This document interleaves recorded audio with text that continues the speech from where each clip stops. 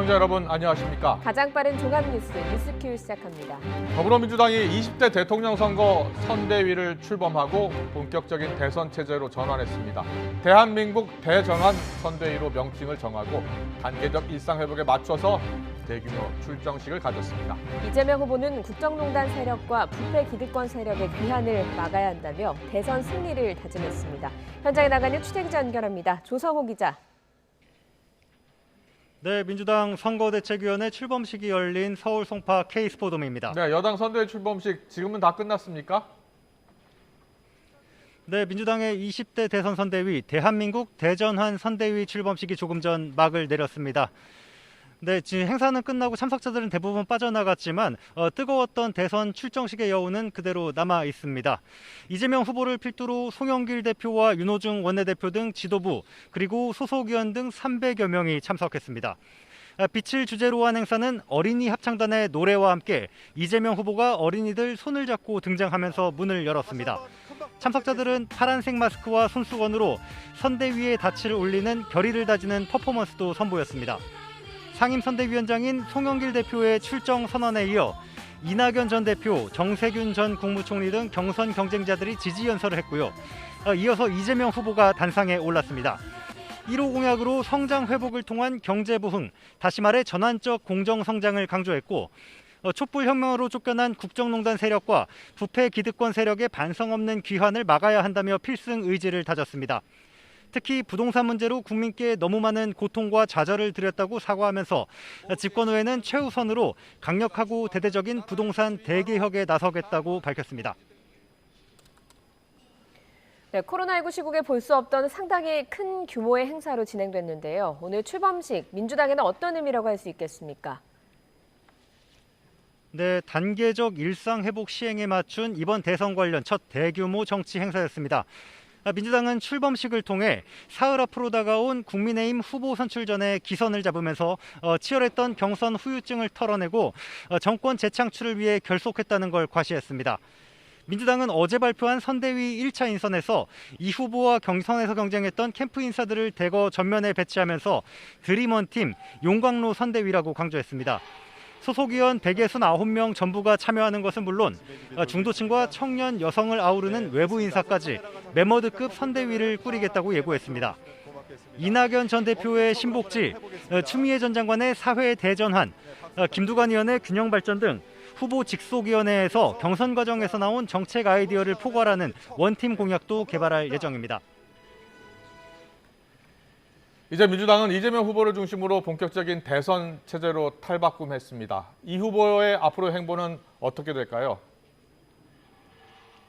네, 이재명 후보는 예비 후보 등록 이후 일주일 동안 활발하게 민생 행보를 이어갔습니다.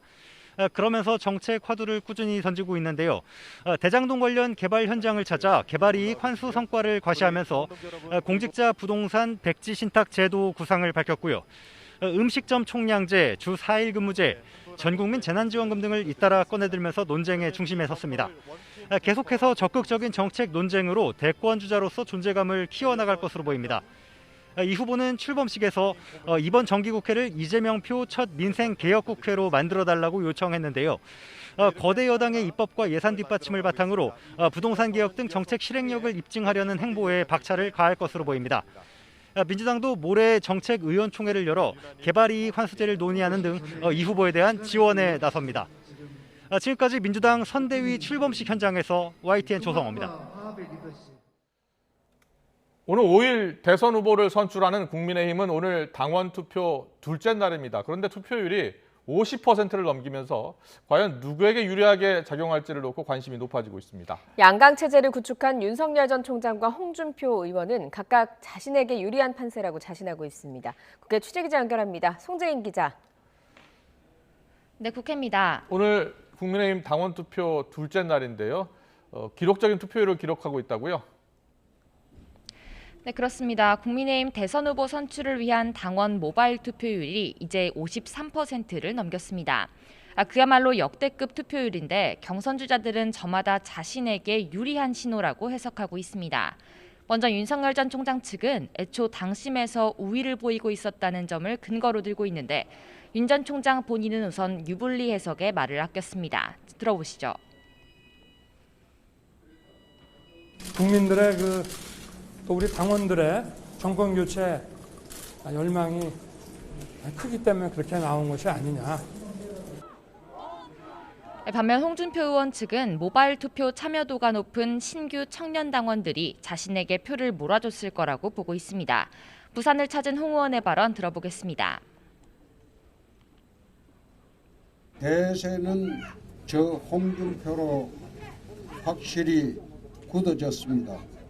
홍준표의 압승을 여러분의 손으로 들어주시기 바랍니다. 유승민 전 의원 역시 새로 유입된 젊은 층이 자신에게 표를 줬을 거라고 분석했고 원희룡 전 지사는 당원들의 전략적 선택을 기대했습니다.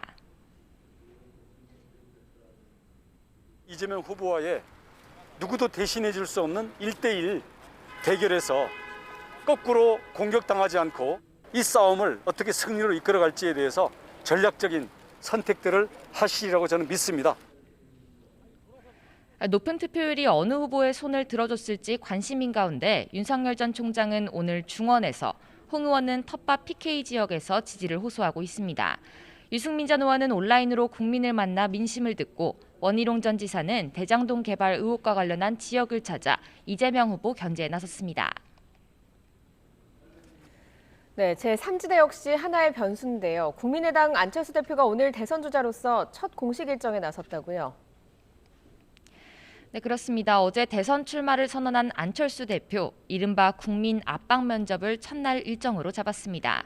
전여옥 전 새누리당 의원과 조국 흑서의 저자인 서민 교수가 패널로 나서 안 대표의 말바꾸기 등 매서운 질문을 쏟아냈는데 이처럼 스스로 검증을 자처하며 강한 자신감을 보이는 안 대표는 국민의힘 후보와의 단일화 가능성에 대해서도 제1야당 후보가 양보해주면 정권 교체가 될 거라고 응수하며 완주하겠다는 뜻을 강조하고 있습니다. 여당 후보가 당선이 된다면 그건 간판 교체입니다. 지금 제1야당 후보가 당선이 된다면 그건 적폐 교체입니다. 오로지 저만이 정권 교체와 시대 교체를 통한 이에 국민의힘 대선 주자 유승민 전 의원은 안 대표가 참 안 변했다고 꼬집으면서 이번에는 탄핵 정국 직후의 상황과는 전혀 다르다고 반박했습니다. 안 대표도 단일화에 대한 어떤 국민적인 요구 이거를 외면할 수 없을 거라고 봅니다. 네, 이런 가운데 대장동 의혹을 둘러싼 공방은 오늘도 이어지고 있죠. 네, 그렇습니다. 오늘은 최재해 감사원장 후보자에 대한 인사청문회에서 대장동 공방이 이어지고 있습니다. 국민의힘 구자근 의원은 지난 2017년 최 후보자가 감사위원을 할 때 경기도에 대한 경영관리 실태 감사를 하면서 성남도시개발공사만 빠뜨렸다고 주장했습니다. 이에 따라 대장동 개발 사업을 추진한 성남도시개발공사는 단 한 건의 비리도 적발되지 않았다며 향후 감사 규명 의지를 캐물었습니다. 여기에 민주당은 대선 출마를 이유로 임기 도중 사퇴한 직전 감사원장 최재현 전 감사원장을 거론하며 반격했습니다. 박성준 의원은 최 후보자를 향해 전임 감사원장이 재직 시절 정치적 중립성을 훼손했는지 감사해야 하지 않느냐고 압박했습니다. 지금까지 국회에서 YTN 송재인입니다. 네, 국민의힘 대선 후보 확정 불과 사흘 앞으로 다가왔습니다. 오늘은 당원 투표 이틀째 날이죠. 지금 앞서 전해드린 대로 역대급 투표 열기 속에 치러지고 있습니다. 당심과 민심은 과연 국민의힘 후보들 중에 누구를 선택할까요? 오늘은 먼저 윤석열 캠프의 비전 전략실장을 맡고 있는 김근식 교수 모시고 이야기 나눠보겠습니다. 어서 오십시오. 안녕하세요. 안녕하세요. 투표율이 지금 50%를 넘겼다고 합니다. 자, 투표율이 이렇게 높아지면 어느 후보에게 유리한 겁니까? 우선 많은 당원들이 이번에 대통령 후보 뽑는 선출 과정에 지대한 관심을 보였다는 점에서 일단 흥행에 성공한 것 같고요. 그리고 투표율이 역대급으로 지금 사실 둘째 날에 53%가 나오고 있다고 하니까 내일 모레 이틀 ARS까지 합치면 거의 60%는 확실히 넘을 것 같습니다. 그렇다고 한다면 투표율의 급상승이라는 것이 과연 어떤 후보에게 유리할지를 이제 계산을 해야 되는데 계산법이 좀 다를 수가 있는데요. 우선 이제 이준석 대표가 6월 달에 전당대회에서 당대표로 뽑힌 직후에 이 당원들 신규 당원들이 급증을 했습니다. 네. 급증을 했는데 그 신규 당원에 급증한 내용들을 좀 구분해서 봐야 되는데요. 그 당시 때는 20, 30대가 맞습니다. 많이 그러니까 가입했죠. 이준석 예. 돌풍이라고 하는 그때 전당대 즈음에 들어왔던 젊은 층들이 20, 30대 있었고요. 예. 그런데 또 그다음에 다음 단계 또 7월 말에 윤석열 후보가 국민의힘에 정격 입당을 합니다. 예. 그러니까 7월 30일에 윤석열 후보가 국민의힘 입당했을 때 그 즈음에 또 윤석열에게 힘을 실어주자고 해서 엄청난 분들이 입당을 합니다. 그랬군요. 저희들도 예. 지역에서 그게 느껴지거든요. 예. 그리고 세 번째 단계가 아까 뉴스에 나왔습니다만 지난 2차 컷오프 이후에 지금 이번이 3차 마지막 본경선인데 2차 컷오프 이후에 19만 명이 또 신규 입당을 합니다. 엄청난 수가 들어오는 거거든요. 예. 그러니까 이게 처음에 이준석 돌풍이라고 하는 젊은 층 대거 유입이 1단계고 7월 말에 윤석열 후보 입당 당시에 윤석열을 제어하기 위한 또 대규모 당원 입당 러시가 있었고 2차 컷오프 이후에 이건 조직적인 저는 입당이 가능하다고 보는데 19만 명이 들어와 있기 때문에 투표율이 높다고 해서 이게 젊은 층에 유리한 것인지 아니면 진짜 윤석열을 지키기 위한 50대, 60대 분들이 정말 더 결집해서 온 것인지 뚜껑을 까봐야 되는데 저희들 입장에서는 윤석열 후보를 지지하는 전통적인 국민의힘의 지지층들이 홍준표 후보의 약진세를 보면서 약간의 결집이 더 가속화되는 그런 모양새로 입당원들이 많이 늘었다 이렇게 생각을 하고 있습니다. 예.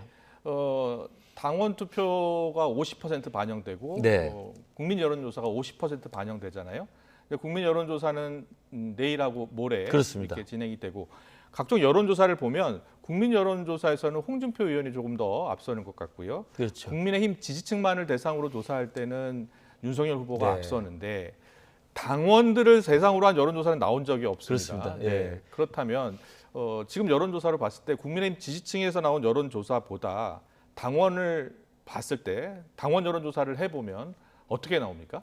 당원 여론조사가 조금 더 일단 일반 국민들 대상으로 한 국민의힘 지지층에 대한 여론조사보다 높게 나올 거라고 생각합니다. 예. 왜냐하면 저도 이제 송파병이라는 지역을 맡고 있기 때문에 예. 지역에 돌아다니는 여론들을 들어보고 또 실제로 당직자를 통해서 이제 투표에 참가해달라고 이제 권유도 하고 그러는데 예. 그 해보면 분위기가 느껴지는 거거든요. 그러면 일반 여론조사에서 국민의힘 지지층을 대상으로 좁혀가지고 윤석열을 지지하느냐 홍준표를 지지하느냐 했을 때 한 두 자릿수 정도의 차이가 나는데 예. 그 정도 이상 정도로 현장에서는 제가 볼 때 홍준표 후보와 윤석열 후보에 대한 지지가 좀 갈리고 있다. 이렇게 좀 느낌으로 받아서 볼 수 있는 거고요. 그렇군요. 예, 또 하나는 이제 그 일반 여론조사에서 국민들이 그냥 국민의힘을 지지한다는 것은 문재인 정부를 반대하고 또 정권 교체를 원하는 분들이 하는 거지만 직접 책임 당원으로서 당비를 내시는 분들입니다. 지금 투표하시는 분들은 예. 그럼 훨씬 더 적극적인 정치 활동의 성향을 가지고 계신 분들이기 때문에 물론 홍준표 후보를 더욱더 적극적으로 지지하시는 분도 있지만 윤석열만이 대안이라고 생각하시는 분들이 대거 입당한 2단계, 3단계 신규 당원 입장에서 보면 정말 내가 꼭 투표에 참가해서 이번에 대통령 후보를 윤석열 만들겠다 이런 사람이 굉장히 강하신 분이어서 그냥 그 대강의 일본 국민 여론조사보다 실제 당원들 책임 당원을 대상으로 한 이 ARS 투표나 이 모바일 투표는 훨씬 더 결집력이 더 강하다고 봐야 됩니다. 그렇군요. 홍준표 의원은 SNS에서 자유투표로 투표율이 65%를 넘으면 자신이 압승한다 이렇게 주장했는데 네. 여기에 대해서는 어떻게 생각하세요? 뭐 이틀 지나면 결과가 나오니까요. 일일이 말씀 안 드려도 될 것 같습니다. 알겠습니다. 그런데 보통 박빙의 승부가 예상이 된다라는 네네. 평가가 많았거든요. 네. 전망이 많았습니다. 이번에 5일날 최종 결과를 발표하면 박빙으로 나타날 것 같습니까? 아니면 1차 컷오프 예. 때는 당원 비중이 20%, 2차 컷오프 때 30%였습니다. 예. 그때는 조금 박빙이라고 볼 수 있을 정도로 격차가 그 당시에 좁았습니다만 2위가 박빙이었다면서요. 근데 지금 50%의 당원 비중이 들어가기 때문에 저희들 평가에서는 당원들의 결집력 그리고 당원들의 윤석열 후보에 대한 지지의 이 강도 이런 것들이 굉장히 견고하게 유지되고 있기 때문에 실제로는 1차, 2차 때보다는 훨씬 더 좀 표차를 늘릴 수 있지 않을까 생각을 하고요. 그러니까 예. 여론조사는 말씀하신 대로 추세상 혼전 양상을 보이고 있기 때문에 큰 차이가 없을 것 같고요. 당원 투표가 50%로 비중이 확대된 상황에서 윤석열 후보에 대한 당원들의 지지가 그대로 견고하게 유지되는 상황이란다면 1차, 2차 컷오프보다는 당원들의 투표 비중이 커졌기 때문에 표 차이를 늘리지 않겠나. 저희들은 그래서 낙관적으로 보면 두 자릿수 정도로 예상을 하고 있습니다. 알겠습니다. 뚜껑을 열어봐야 할까요? 예, 알겠습니다. 그런데 오늘 홍준표 캠프의 이현주 공동선대위원장이 윤석열 캠프에서 당을 사칭해서 투표를 유도했다 이런 주장을 했는데 혹시 알아보셨어요? 네, 뭐 저희도 상황실에 한번 어떤 제가 내용이에요? 알아봤는데요. 예. 이현주 의원의 주장은 성북 지역에 있는 당원이 예. 다른 당원들에게 전화를 해서 윤석열 후보를 지지해달라고 전화를 했다는 겁니다. 네. 근데 이게 저는 뭐 위반이라고 그러는데요. 잘 알려진 것처럼 당원 당규상에 당 지도부 그리고 선관위원 그다음에 당직자들 그러니까 사무처 당직자만 빼면은 당협위원장이든 현역 의원이든 당원들이든 선거운동을 할 수 있게 돼 있습니다. 예. 그리고 또 실제로 이준석 당대표도 직접 공언을 하지 않았습니까? 우리 원외 당협위원장이나 현역 의원들이나 당원들이 적극적으로 이번에 대선 후보 선출 과정에 운동을 해달라고 했었습니다. 예. 그렇기 때문에 성북이 아니라 우리 송파에서도 직접 우리 사무국장이 전화를 해서 이분 내일 꼭 투표를 참가해 주십시오.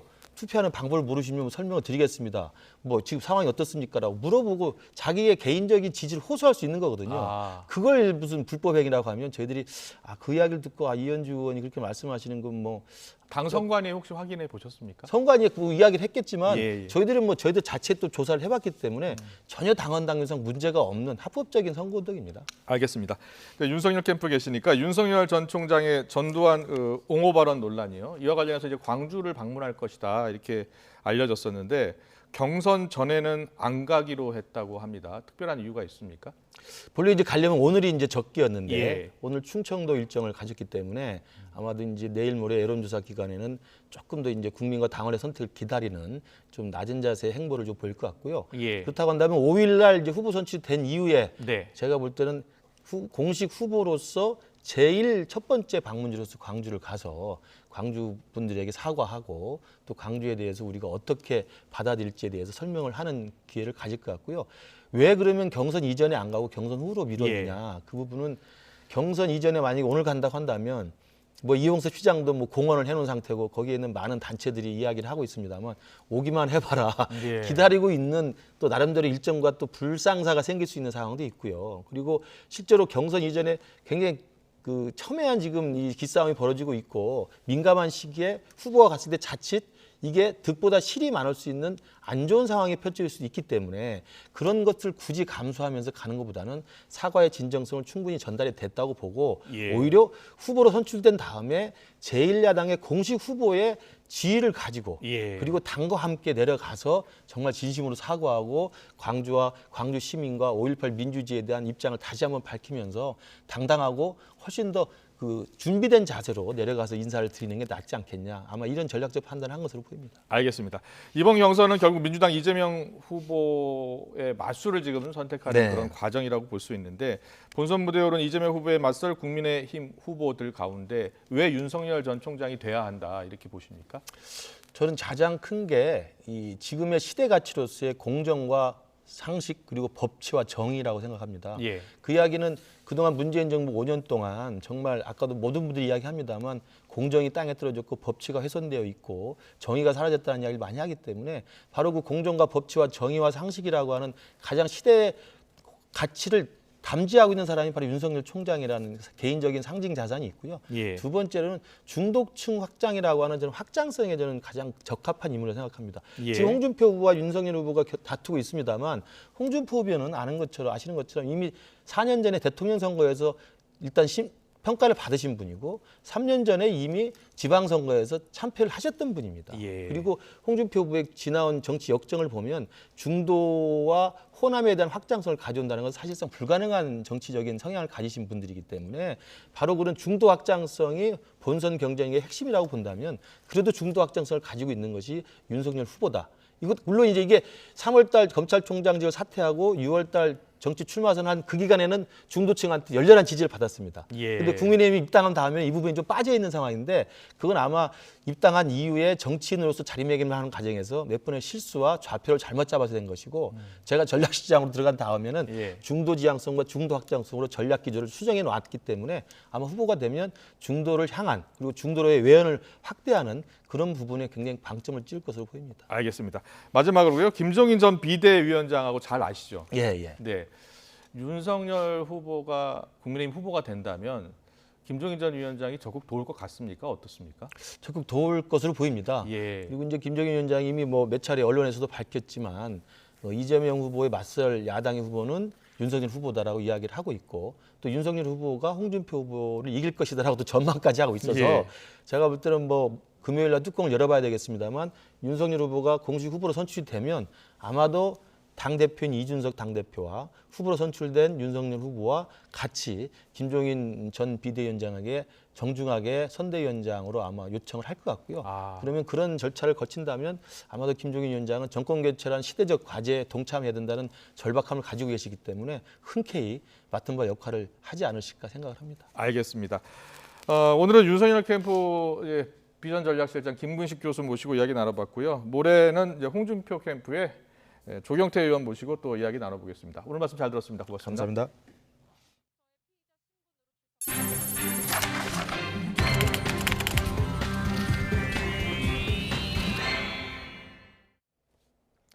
대장동 의혹의 핵심 피의자 김만배 씨와 남욱, 정민용 변호사가 내일 구속영장 실질 심사를 받습니다.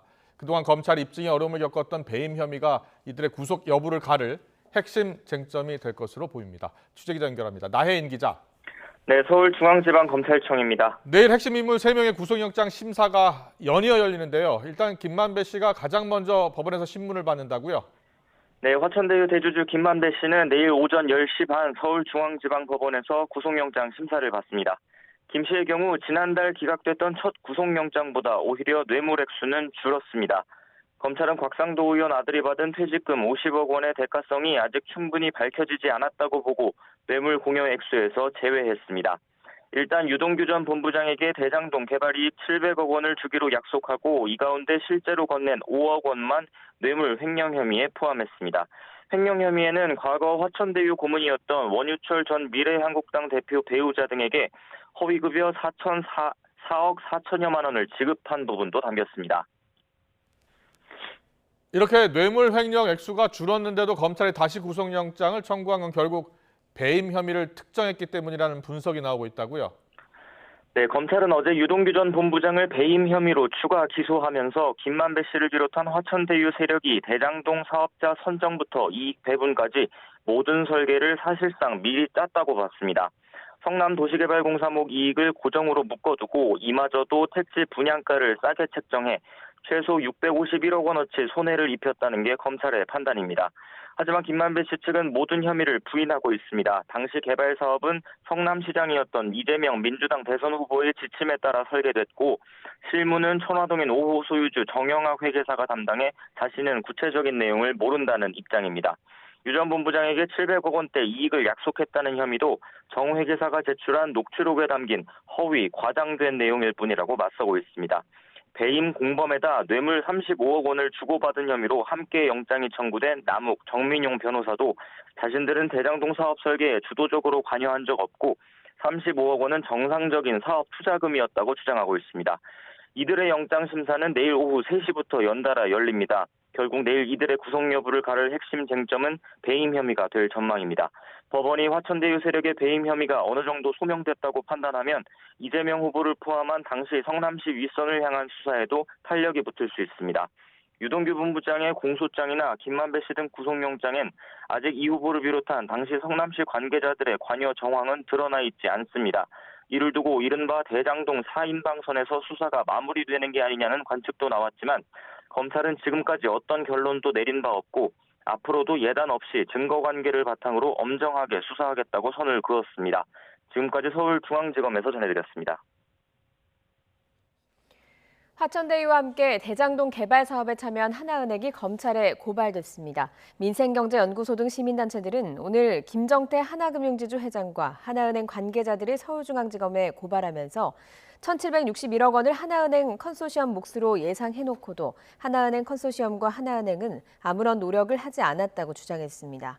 그러면서 성남에 뜰 지분 43%를 가진 하나은행 컨소시엄의 배당 이익은 32억 원에 불과한데 화천대유 측은 4,040억 원을 받았다고 지적했습니다. 또 하나은행에 막대한 손해를 입히는 배임 과정에 곽상도 의원이 적극적으로 관여했다는 의혹에 대해서도 조사가 필요하다고 덧붙였습니다. 고발 사주 의혹의 핵심 인물 손준성 검사가 오늘 고위공직자범죄수사처에 출석해 피의자 조사를 받고 있습니다. 공수처가 본격 수사에 나선 지 2달 만인데 고발장 작성자와 전달 경위를 규명할 수 있을지 주목됩니다. 취재기자 연결합니다. 손효정 기자. 네, 고위공직자범죄수사처입니다. 네, 손준성 검사에 대한 조사 계속 이어지고 있다고요? 네, 손준성 검사는 오늘 오전 10시쯤 공수처에 피의자 신분으로 출석했습니다. 조사는 6시간 가까이 이어지고 있는데요. 다만 손 검사는 출석 모습을 취재진 앞에 드러내지는 않고 공수처 관용차를 타고 청사 안으로 들어갔습니다. 고발사주 의혹의 핵심 피의자인 손 검사의 오늘 소환 조사는 공수처가 수사를 본격화한 지 2달 만입니다. 손 검사는 지난해 4월 대검 수사정보정책관으로 재직하며 범여권 인사들에 대한 고발장을 작성하고 야당에 전달하는 데 개입했다는 의혹을 받고 있습니다. 고발사주 의혹 제보자 조성은 씨가 김웅 국민의힘 의원으로부터 받은 텔레그램 메시지에 손준성 보냄 꼬리표가 결정적인 증거로 제시됐습니다. 공수처는 이를 바탕으로 김웅 의원에게 관련 고발장과 실명 판결문을 보낸 최초 전송자를 손준성 검사로 의심하고 있습니다. 특히 공수처는 당시 수사정보정책관실 소속 검사가 김 의원에게 건네진 고발장에 첨부된 판결문과 같은 판결문을 검색한 기록을 확인했는데요. 손 검사를 상대로 판결문 검색과 텔레그램 메시지 전송 경위 등을 집중적으로 캐물을 것으로 보입니다. 네, 손준성 검사는 혐의에 대해서 어떤 입장입니까?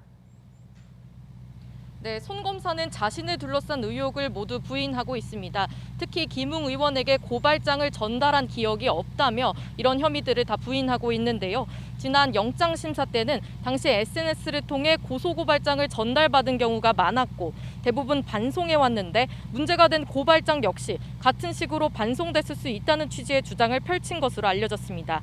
하지만 텔레그램 대화 캡처 본에는 간단한 글자 메시지와 기사 링크에도 손준성 보냄이 남아있어 반송만 했다는 손 검사 측 주장에도 의구심이 남는 상황입니다.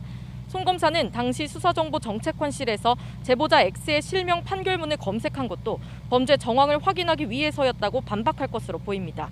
결국 손 검사의 반박 논리를 깨기 위해선 공수처가 고발장 작성자와 전달 경위를 구체적으로 입증해야 하는 상황입니다.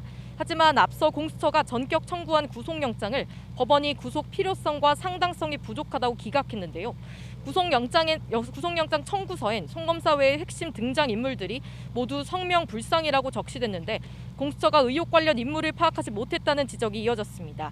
양측의 패가 어느 정도 노출된 상황이라 오늘 조사 결과가 당시 검찰 조직 윗선을 겨냥하는 수사로 이어지는 분기점이 될 전망입니다. 오늘 조사는 밤 늦게까지 이어질 것으로 보이는데요. 한두 차례 더 소환될 가능성도 있습니다. 이와 함께 공수처는 또 다른 핵심 인물인 김웅 의원을 이르면 내일 소환 조사할 예정인 것으로 알려졌습니다. 손 검사를 먼저 조사한 공수처는 김 의원을 상대로 고발장 작성 주체와 검찰과의 연루 정황 등을 추궁할 것으로 보입니다. 지금까지 공수처에서 전해드렸습니다. 단계적 일상회복 첫날인 어제 프로야구 경기장에서 관중들이 응원하고 함성을 지른 것과 관련해서 정부는 금지 사항이라며 관계부처와 협의해 조치 방안을 내놓기로 했습니다. 중앙재난안전대책본부는 경기장 내 입장과 취식이 가능해도 함성과 구호는 금지돼 있다며 마스크를 써도 위험하다고 자제를 당부했습니다. 특히 접종 완료자만으로 관중이 구성되면 취식이 허용돼 사실상 마스크를 벗은 채로 응원과 구호를 외치게 되는 만큼 더욱 위험하다고 지적했습니다. 단계적 일상회복으로 영화 상영 시간 제한이 없어지고 상영관 내에서도 음식 섭취도 가능해졌습니다.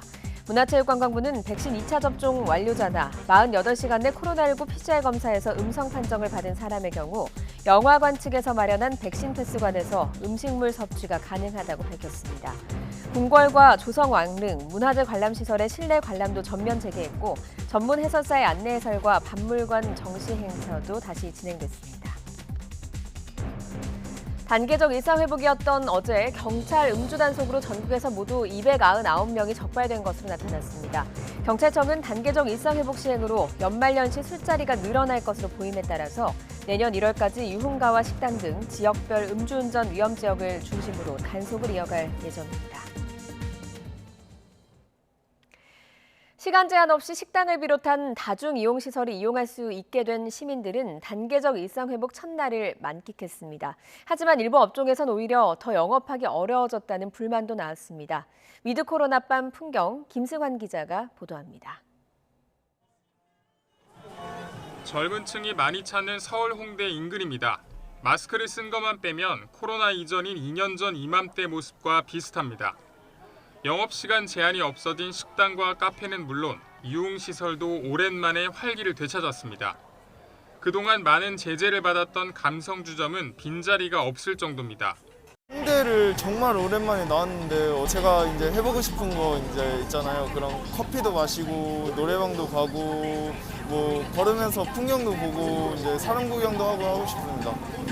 지금 시간은 밤 10시 20분입니다. 일상회복 이전에는 영업하는 가게들이 없어서 다니는 사람을 보기 힘들었는데 이제는 꽤 많은 사람들이 거리에 다니는 모습을 확인할 수 있습니다.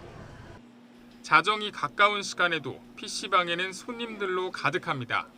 그동안 매상이 쏠쏠할 시간에 운영하지 못했던 터라 단계적 일상 회복이 반갑기만 합니다. 10시 마감할 때는 매출도 떨어지고 손님들도 금방 나가셨는데 다시 12시 이후에도 시간이 되므로 매출 상승되고 손님도 몰리고 있습니다. 하지만 방역 패스가 있어야 들어갈 수 있는 고위험 다중이용 시설로 분류된 노래 연습장에서는 오히려 손님이 줄었다는 볼멘 소리도 나옵니다. 지금 이게 풀어주는 게 아니라 사람 노동만 더 시키는 거예요. 그래서 이게 너무 형평성이 안 맞고 기대감과 실망이 함께했던 단계적 일상 회복의 첫날 밤이었습니다. YTN 김승환입니다.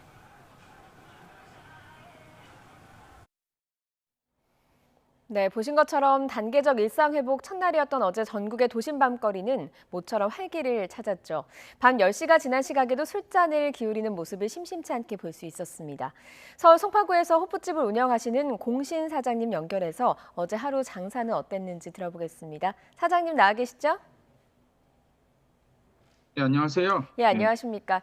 먼저 그동안 거리두기 규제 속에 상당히 고생 많으셨죠? 예, 저 많이 힘들었습니다. 네, 어제는 어제부터 좀 조금 풀리기 어떠셨어요? 시작했는데요. 네. 아직 손님들도 몸이 적응해서 그런지는 몰라도 네. 여유 있게 술을 드시긴 하셔도 11시 넘어서 12시까지는 아직 손님이 그렇게 많지는 않았습니다. 11시 넘어서 12시까지는 손님이 많지는 않으셨다. 그래도 평소보다는 좀 많으셨죠?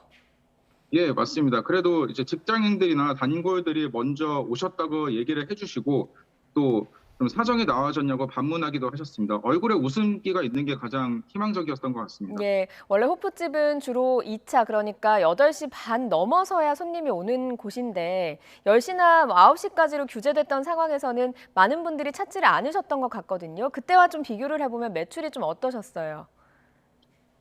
올랐으면 하는 바람은 있는데요. 아직까지 첫날이라서 그런지 매출은 큰 차이는 없었어요. 아무래도 네. 첫 주말은 좀 지나봐야 알 것 같습니다. 예, 어제 또 월요일이기도 했으니까요. 예, 맞습니다. 경기 네. 회복이 제일 중요할 것 같습니다. 네, 주로 어떤 분들이 좀 찾으셨습니까? 직장인들, 주변의 직장인들이 먼저고요. 그다음에 자주 오시는 단골분들이 먼저 오셔갖고 저희 여기 처음 왔습니다. 이런 얘기를 많이 해주시더라고요. 네, 뭐 표정들이 상당히 좋았다라는 말씀을 앞서서 해주셨는데 좀 분위기가 전반적으로 어땠는지 좀 구체적으로 전해주시죠. 네, 너무 억눌려 있었던 게 있잖아요. 네. 그래갖고 10시 넘어서 먹는다는 사실에 되게 놀라워하는 사람들이 많았고요. 그다음에 전체적으로 웃으면서 밝은 표정들을 많이 보여주고 계셨어요. 예, 단체 손님도 좀 많이 왔습니까? 인원 제한이 조금은 풀렸잖아요.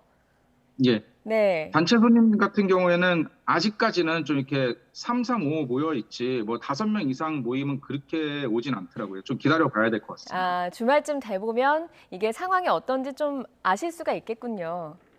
예, 사람들도 이제 적응을 하시겠죠. 예, 뭐 앞서서는 월요일이라서 어제는 그렇게 많지 않았다라고 설명을 해주셨지만 주말로 가고 사람들이 이 단계적 일상 회복에 조금 적응을 하고 나면 사람들이 더 많이 찾고 그래서 직원들도 많이 필요하게 될 것 같습니다. 운영 시간 단축되면서 직원들 많이 좀 줄어들었을 것 같거든요.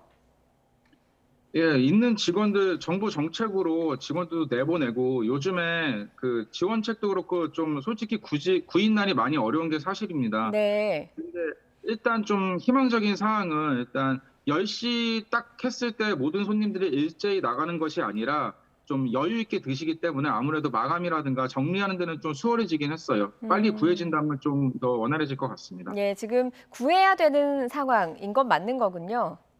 예, 맞습니다. 네, 그럼 상황이 좀 좋아졌다고 볼 수는 있겠네요, 확실히. 예, 그렇죠. 아무래도 시간이 늘어났기 때문에 네. 그 시간에 대한 인력은 필요하니까요. 네. 근데 뭐 한편으로는 이번 조치로 인해서 확진자가 다시 늘어나지 않을까 우려하는 목소리도 상당히 많거든요. 어제 그 손님들 호프집 안에서 방역 수칙은 좀 잘 지키시던가요? 물론 늘 그렇듯이 식당에서는 잘 지켜주십니다. 생활 밀착형 업종이기 때문에 다들 인지는 하고 계세요. 다만 좀 확진자 수 카운팅이 의미가 없다고 생각하는 게 그 엊그저께 할로윈도 그렇고 뭐 하루 차이로 바이러스가 출퇴근하는 건 아니라고 생각하기 때문에요. 그럴 것 같습니다. 네. 뭐 안에서 방역 수칙 안 지키시는 분들이나 뭐 술을 드시느라고 마스크 쓰는 거에 좀 소홀하시는 분들에 대해서 좀 조치를 취하거나 좀 써달라고 부탁을 하거나 그러신 적도 있으십니까?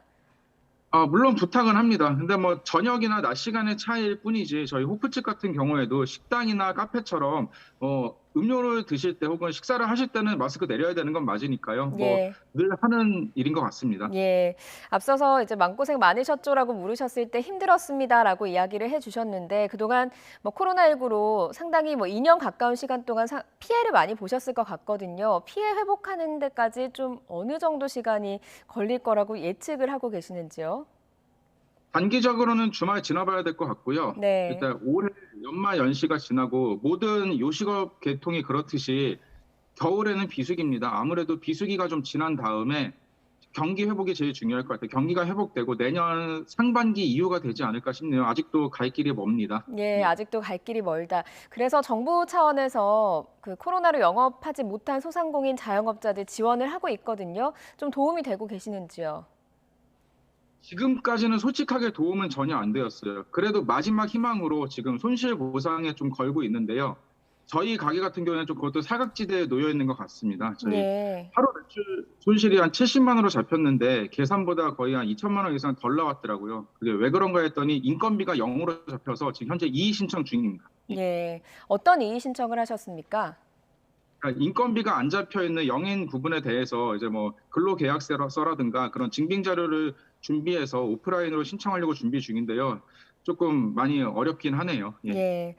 사실 뭐 그동안 상당히 고생을 많이 하셨고 뭐 방역 당국 지시에 따라서 장사를 제대로 못 하신 우리 소상공인 자영업자분들의 희생이 있었기 때문에 어제 같은 단계적 일상 회복, 손님들의 그런 밝은 모습을 볼 수 있었을 것 같습니다. 당국에 꼭 하고 싶은 말씀이 있다면 이 자리를 빌어서 좀 해주시죠.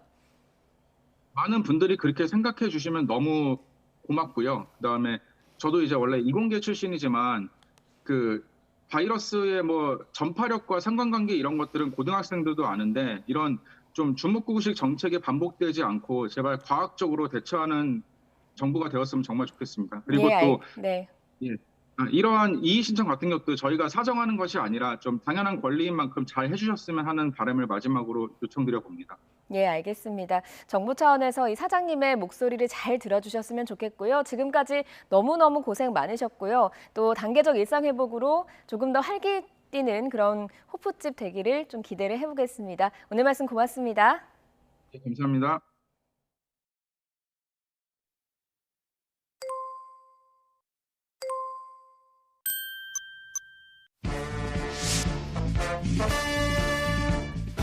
너와 내가 아니면 누가 지키랴 침략의 무리들이 노리는 조국 너와 내가 아니면 누가 이으랴 남북으로 끊어진 별의 핏줄 많은 당원들과 또 국민들의 지지를 받고 있다는 것을 체감할 수 있도록 그렇게 해주십시오.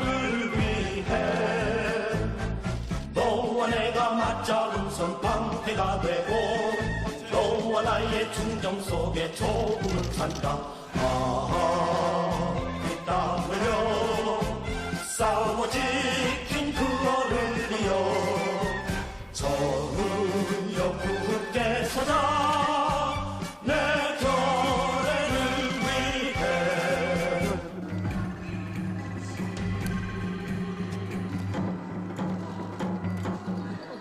문재인 대통령께서 다시 출마하는 게 아니잖아요. 기본 노선과 장점을 계승해 나가지만 그대로 단순 재생산되는 건 아니다는 뜻이죠.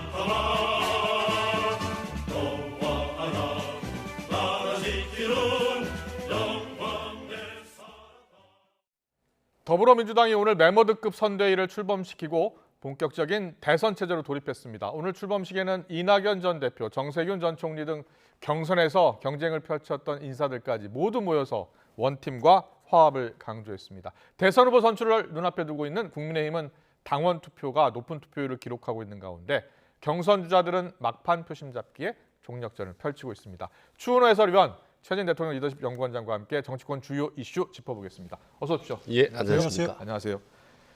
오늘 민주당 선대위가 출범했습니다. 용광로 선대위, 또 메머드급 선대위라고 표현을 하고요. 실제로 공동 선대위원장 13명, 그리고 국회의원 169명이 모두 참여를 했습니다.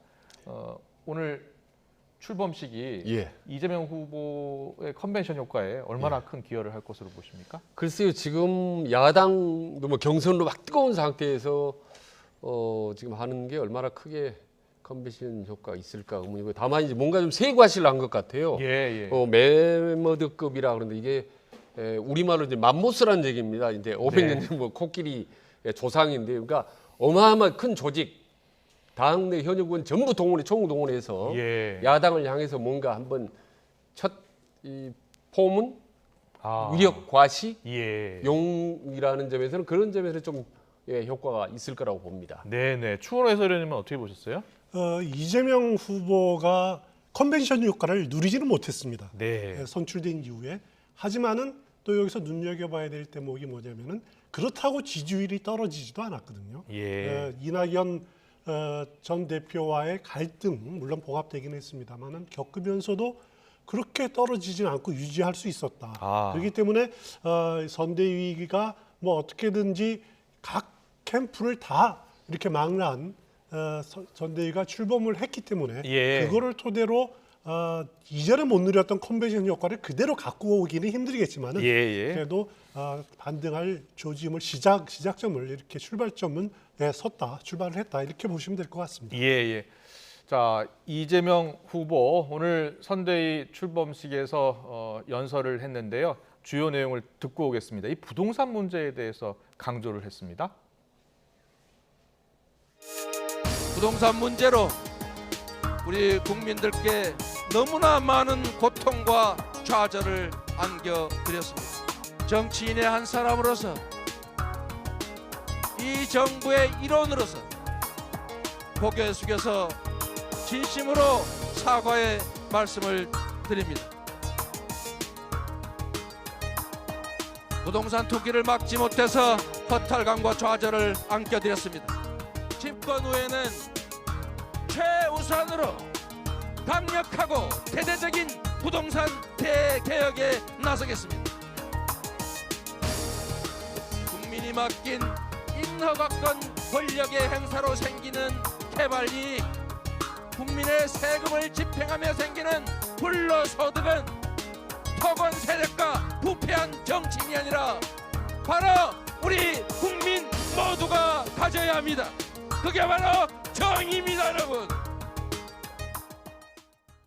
네, 이재명 후보의 연설 가운데 저희가 부동산 부분만 모아봤는데, 부동산 문제 실패에 대해서 사과를 하고 동시에 앞으로 부동산 대개혁을 하겠다, 그리고 공급도 확실히 늘리겠다, 이렇게 이야기를 했습니다. 아무리 생각을 해도 내년 대선의 최대 이슈가 부동산이다라고 이제 판단을 한 것 같아요. 그렇습니다. 지금 부동산 민심이 거의 뭐 이번 대선의 최대 민심이라고 할 수 있을 정도인데요. 문재인 대통령 지지율이 떨어지면 그 하락 요인 1위가 항상 부동산 민심이었습니다. 그 정도로 이 정권의 교체론, 유지론의 결정적인 이제 판가름하는 잣대가 이제 부동산 민심인데, 보니까 너무나 많은 고통과 좌절을 국민들께 안겨드렸다라는 표현을 썼는데, 제가 알고 그나마 문재인 정부와 집권 여당 고인사 중에는 가장 센 표현이 아닌가 싶은 생각이 듭니다. 그래서 앞으로 대장동 게이트나 이런 문제도 정면 돌파하겠다는 의지를 아마 오늘 확실하게 국민들 앞에 천명을 한 것 같습니다.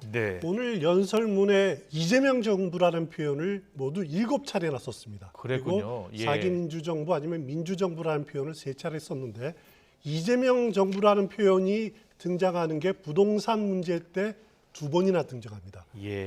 표현을 보면은 뭐 이재명 정부에서는 이런 일 다시는 없게 하겠다. 이재명 정부의 명우를 걸고 확실하게 없애겠다라고 문재인 정부의 가장 큰 실책인 부동산 문제를 이재명 정부에서는 바로잡겠다라고 하는 점에서 강조했다라는 점이 하나고 있고요. 또 하나는 이제 이재명 후보가 그러면 과연 문재인 정부와의 차별화에 오늘을 계기로 적극적으로 나설 그런 선언이 아니냐 이렇게 해석할 여지도 오늘 연설문에 보면 좀 담겨져 있습니다. 조금 더 두고 지켜봐야 될 것 같습니다. 알겠습니다. 이제 이재명 대선 후보가 이제 원팀을 또 굉장히 강조했는데 어제 서른 의원 등 이낙연 전 대표 측 인사들과 또 소맥 회동을 가졌다고 합니다.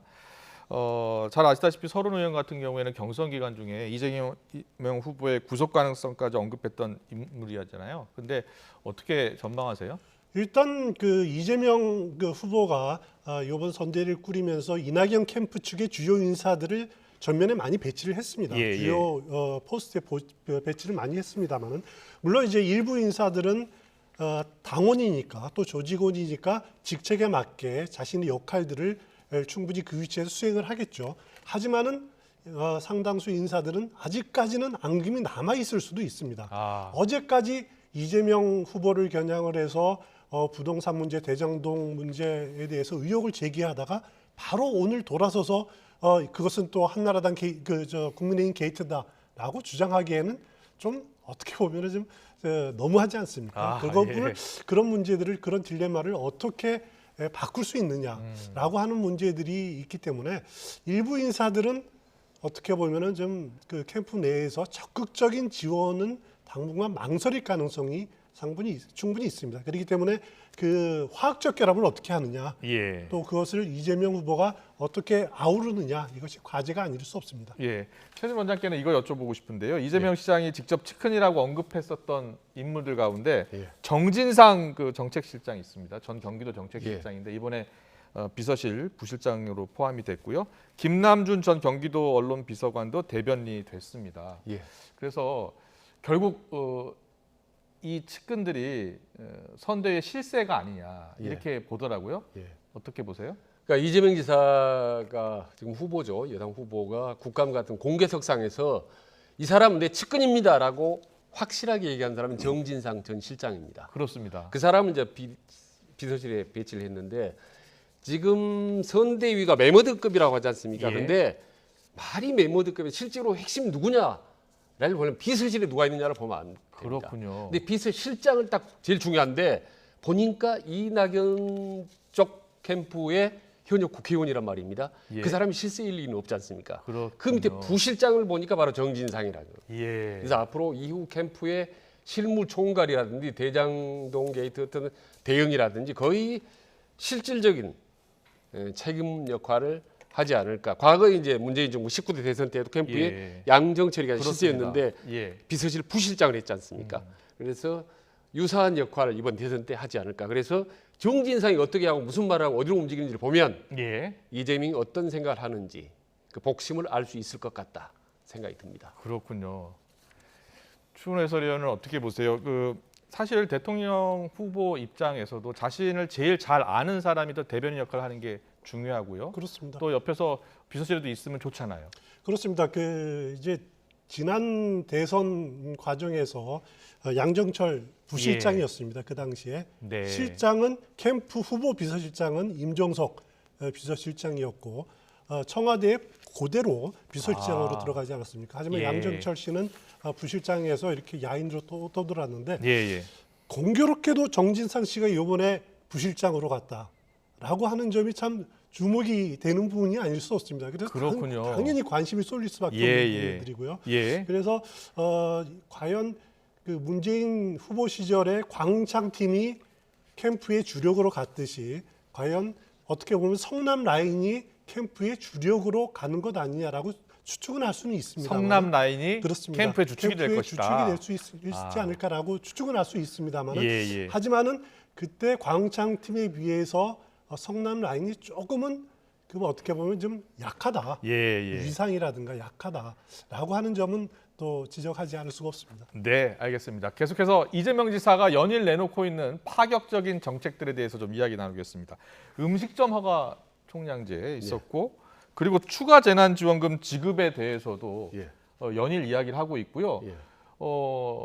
이 문제에 대해서는 민주당에서도 검토에 들어갔어요. 추가 재난지원금 지급.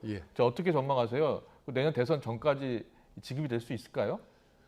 글쎄요, 그 지급 여부는 모르겠지만 어떤 형태로든지 이제 이재명 후보의 의사가 관철될 거라고 보는데요.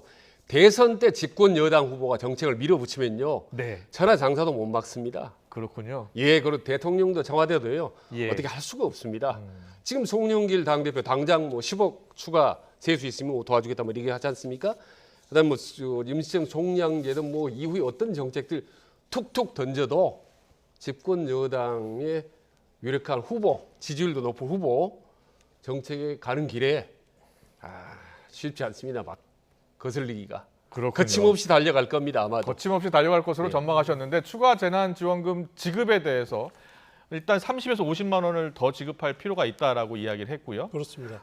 그리고 이 추가 재난금 지급 논란과 관련해서 어떻게 보면 이재명 후보의 탁월한 정치 감각이다 이렇게 평가하는 분도 있고 설익은 정책을 너무 남발하는 것 아니냐 이런 비판도 있습니다. 어떻게 보세요? 여러 가지가 있었죠. 그동안에 음식점 총량제 문제도 있었고요. 주 4일 근무제 논란도 있었고 어떻게 보면 잘 정리되지 않은 그 이슈들을 막 던지는 그런 측면들이 있습니다. 그거는 뭐 비판적인 측면에서 보면은 대장동 문제에 덧세서 빠져나가기 위해서 계속 정책적인 이슈를 선점하고 던지겠다라고 하는 측면이 있다. 그런 건 아니냐라고 비판적으로 볼 수도 있는 측면이 있지만은 그런데 저는 개인적으로는 이재명 후보가 지금 계속적으로 던지고 있는 문제가 과거 대선 과정에서 이렇게 커다란 이슈, 그러니까 한반도 대운한 문제라든가 아니면 경제 민주화, 적폐청산 이런 만큼 큰 이슈들을 제기하고 있지는 못하다. 어떻게 보면 말씀 표현하신 대로 설익은 이슈들을 계속 그 제기함으로써 대정동 문제를 피할 수는 있겠지만은 그러나 결국 정리되지 않은 문제들은 결국 후보의 신뢰 문제로 귀결될 수 있기 때문에 조금은 조심하는 것이 필요하지 않느냐라는 생각이 듭니다. 최진 원장께서는 어떻게 보세요? 이재명 후보가 추가 재난금 지급 관련 그리고 주 4일제 이야기도 했고 음식점 허가 총량제도 이야기했는데 이런 의제를 던졌을 때 논란이 있을 것이라는 것을 이 후보도 잘 알고 있을 것 같거든요. 그렇습니다. 그러니까 대선 때는 정책의 논리는 제대로 작동을 안 하고요. 정치의 논리, 득표 논리만 작동을 합니다. 그렇기 때문에 일단 그 정책이 좋은 정책인지 나쁜 정책인지는 판단하기 어렵습니다. 그런데 그 정책 일단 요란하면 주목을 끌면 일단 득표 유리하거든요. 그걸 이제 우리가 아시다시피 아젠다 선점, 뭐 이슈 파이팅이라고 하지 않습니까? 그런 점에서 이재명 후보는 상당히 선거의 어떤 그런 감각 뛰어나죠 사실은. 그래서 일단 주목을 받는 이 자체가 득표에 유리하다는 점에서 상당히 지금 상황을 좀 주도하고 있다고 저는 보는 거죠. 기본소득 실의도 마찬가지고요. 그렇군요. 그걸 어떻게 저 정책이 나쁘다, 문제 있다라고 어떻게 입증을 하겠습니까? 정책 전문가들도 생각이 달라지고 의견이 갈라지는데. 근데 아무리 좋은 정책이라 하도 국민들이 아무도 관심을 갖지 않고 언론이 다뤄주지 않는다? 이거는 나쁜 정책이 되고 아무 도움이 안 되는 정책이 되는 거죠. 그러니까 선거 공학에 상당히 능한 면모를 이재명 후보가 보여주고 있는 거죠. 그렇군요. 알겠습니다. 계속해서 국민의힘 이야기 좀 해보겠습니다. 당원 투표 이틀째를 맞고 있는데요. 지금까지 투표율 50%를 넘기면서 흥행몰이를 하고 있습니다. 자, 두 분께서는 당원 투표율이 상당히 높은 게 어느 후보에게 유리하다고 보십니까? 자, 추은혜 해설위원부터요. 일단 어제 첫날 모바일 투표가 진행됐었죠. 어제 44%였습니다. 오늘 3시 현재 53%가 좀 넘으니까 오늘 한 10%포인트 정도 올라갈 것 같은데 첫날 44% 집중했다? 이것은 틀림없이 조직이 동원된 것이다. 이렇게 저는 해석을 하고요. 물론 이제 신규 당원들이 관심이 많은 사람들이 모였다라는 측면도 있겠습니다만은 조직이 풀 가동된 것 아니냐. 그리고 오늘 10%포인트 좀 낮아진 것은 자발적인 그렇게 가담자가 늘어난 것 아니냐라고 생각이 됩니다. 그래서 어제 상황을 보면은 그 젊은층들이 대구 유입을 해서 좀 홍준표, 유승민 후보 측은 그래서 우리한테 유리한 것 아니냐라고 분석을 하고 있지만은 예. 첫날 굉장히 높은 거는 저는 틀림없이 조직표이기 때문에 네네. 윤석열 후보한테 유리한 상황이다. 네. 하지만 최종 투표율로 자발적으로 계속 늘어나면은 또 상황은 조금 더 바뀔 수도 있다. 뭐 이제 시청자 여러분도 잘 아시겠습니다만 국민의힘 경선은 당원 50%, 국민 여론조사 50%이기 때문에 당원 50%의 당심이 중요하잖아요. 그런데 최근에 당원에 가입한 국민의힘 당원이 20만, 30만 이상 된다고 하더라고요. 예. 그런데 지금 추은호 해설위원이 지적한 것처럼 20, 30대가 많이 투표를 했을 것이다. 아니면 조직표가 더 많이 투표를 했을 것이다. 이 분석이 엇갈리더라고요. 원장님께서는요? 어제 오늘 지금 투표는 SNS로 투표합니다. 아시다시피. 네. 그렇지 않습니까? 근데 SNS에 익숙한 건 아무래도 젊은 층이죠. 그래서 지금 20만 명 정도가 이준석 후보 당대표 이후에 들어왔는데 그중 이제 상당수가 다수가 20대, 30대고 수도권이기 때문에 이 사람들이 이 젊은 층이 SNS 투표에 적극적으로 참여했을 가능성도 매우 높다라는 이제 분석도 이제 많지 않습니까? 거기다가 지금 워낙 세게 지금 윤석열과 홍준표 두 사람이 붙었기 때문에 초장에 SNS에 능한 젊은 층들이 세게 붙었을 수 있고 또 그 맞불을 놓기 위해서 윤석열 쪽에서는 또 조직 동원을 했기 때문에 병행하면서 불꽃 튀는 그런 대결들이 지금 어제 오늘 사이에 SNS상에서 벌어지고 있습니다만 저는 그래도 아무래도 좀 20대, 30대가 댓글들을 보면은 상당히 좀 공격적으로 했기 때문에 어제 오늘 사이는 아마 20, 30대들이 좀 많이 투표를 하지 않았나 싶은 생각이 저는 개인적으로 분석을 합니다. 그렇군요. 홍준표 의원은 65%만 넘으면 자신이 압승할 것이다. 이렇게 또 SNS에 글을 올렸더라고요. 일단 투표율이 높으면은 홍준표 후보에게 유리한 분위기가 조성될 수도 있습니다. 하지만 여기서 또 눈여겨봐야 될 대목이 뭐냐면 과연 일반 여론조사에서는 젊은 층들이 그 홍준표 후보를 윤석열 후보보다 더 지지하는 것으로 나타난 것은 분명합니다. 하지만 국민의힘 책임 당원으로 투표에 참가하는 젊은 층들 20대에서 40대까지가 과연 일반 국민들 젊은 층과 똑같은 성향을 보이느냐, 그 부분은 정말 누구도 검증을 해본 적이 없습니다. 그렇군요. 그렇기 때문에 그 부분은 정말 뚜껑을 열어봐야 되는 대목이 아닌가 싶습니다. 그런데 최근 들어서 몇 년 동안 10년 정도 선거의 공식이 있습니다. 선거의 공식이요? 선거 공식 흐름을 보면은 그 공통점 세 가지가 있는데 하나는 상승세를 타는 후보가 항상 승리했다 최종적으로. 그 다음에 민심의 높은 지지를 받는 사람이 항상 당심을 이겼다라는 거 하고 또 20, 30대가 지지하는 사람들이 많이 받는 후보가 이겼다, 승리했다라는 결론이 있거든요.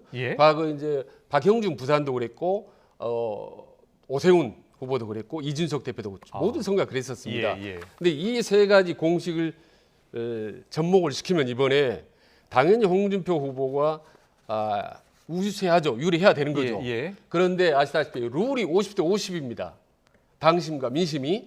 근데 이제 당심의 당협위원장들의 상당수가 이제 윤석열에 가 있습니다. 그렇죠. 그러니까 조직력이 상당수가 가 있죠. 그렇습니다. 만만치 않고 거기다가 어제 오늘 사이 지금 조직력 총동원 내렸다. 뭐 전화로 뭐 동료하고 뭐 이런 얘기 많지 않습니까? 그래서 그야말로 바람이냐 조직이냐 한판 보는 거예요. 그래서 기존에 지금까지 쭉 10여 년 왔던 그런 선거 흐름, 공식, 법칙이 과연 그대로 적용이 되느냐, 홍준표대로 아니면 이게 처음으로 깨지느냐 하는 것 점에서 상당히 저는 개인적으로 관심을 갖고 있습니다. 가장 이제 비슷한 분석 사례가 지난 6월 11일 그 국민의힘 전당대회 때 이준석 대표 선출됐을 때 이준석 대 나경원. 그렇습니다. 당원 투표가 70%였습니다. 그때 나경원 후보가 4%포인트를 앞섰거든요. 그러니까 이준석 후보가 4%포인트 뒤졌지만은 30% 반영하는 여론조사에서는 58대 28로 압도를 했습니다. 그랬군요. 거의 뭐 더블스코어 이상으로 됐었죠. 요번에 그렇지만 이제 홍준표 후보가 여론조사에서 일반적으로 당원 투표에서는 뒤지지만은 여론조사에서 앞선다고 하지 않습니까? 여론조사에서 압도할 수 있을 것인가? 지금 보면 여론조사에서 한 그 차이 많이 차이면 5% 정도 차이가 나거든요. 그 안팎인데 당심에서 그러면은 홍준표 후보가 그 5% 비슷하거나 더 넘어서야 되는데 그렇군요. 과연 예. 어느 정도 그 차이가 날까? 그 저도 부분이 이제 좀 하나 좀 너무 궁금한 게 개인적으로 예. 지난번 이준석 대표 선거 될 때 예. 보면 여론조사상으로 이준석 대표 상당히 높게 나오지 않았어요. 막판까지. 아, 근데 이제 막상 까보니까 많이 나왔거든요. 그게 그랬군요. 왜 그러냐면 SNS상 20, 30세들은 소리 없이 빠르게 움직이는 경향이 있습니다. 예. 이번에 말하자면 이준석의 효과 이게 제대로 재현이 될지 아니면 알겠습니다. 조용히 이게 불을 끓다 말지 이게 개인적으로 대단히 중요한 궁금한 부분입니다. 아마 네, 20, 30대 양쪽 젊은 전문가들도 다 그 당원들이 부분에 실제로 대해서 얼마나 많이 투표를 했는지 예, 그렇습니다. 뚜껑을 열어봐야지 알 것 같은데. 투표율은 근데 분명히 높을 것 같습니다. 아마. 예. 알겠습니다. 두 분의 분석이 약간 엇갈리고 있습니다만 5일 날 보면 알 것 같습니다. 예, 뭐 크게 엇갈릴 것 같지는 않습니다만. 예, 알겠습니다. 윤석열 전 총장 당초 오늘 광주를 찾아서 이 전두환 옹호 관련 발언 관련해서 사과를 할 예정이었는데요. 경선 후로 일정을 미뤘다고 합니다. 어떤 이유가 가장 컸을까요? 제가 이제 파악하기로는 11월 1일도 가려고 했었고 여러 차례 2일도 가려고 했군요. 예, 가려고 타진했던 제가 정보를 예. 받았는데 가려고 했는데 결국 이제 접은 이유가 지금 이 상황에서 광주를 가면 좀 유리하겠지만 돌발 변수가 생길 수 있습니다. 의외로 어떤 일이 벌어질지 모르기 때문에 지금 막바지에 지금 뭐 투표하고 있는 상황에서 위험한 행보는 최소화하겠다. 아시다시피 윤석열 후보는 한 번 더 가면 잘 넘어가는 사건들이 하나씩 나오기 때문에 상당히 좀 몸조심하는 측면이 있는 것 같습니다. 알겠습니다. 자, 그렇다면 오늘 국민의힘 주자들 막판 표몰이를 지금 하고 있는데 오늘 어디를 가서 누구를 만났는지 자, 오늘의 행보를 영상으로 보고 오겠습니다.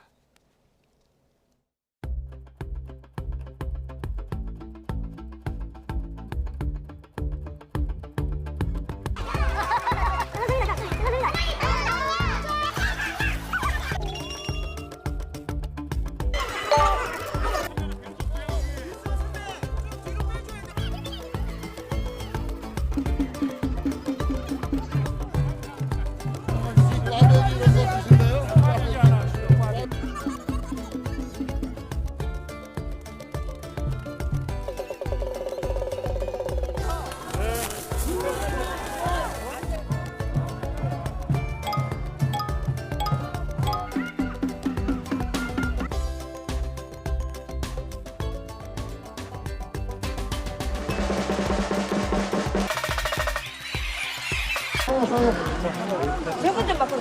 예? 지금 요번에 정권 좀 바꿔줘. 예.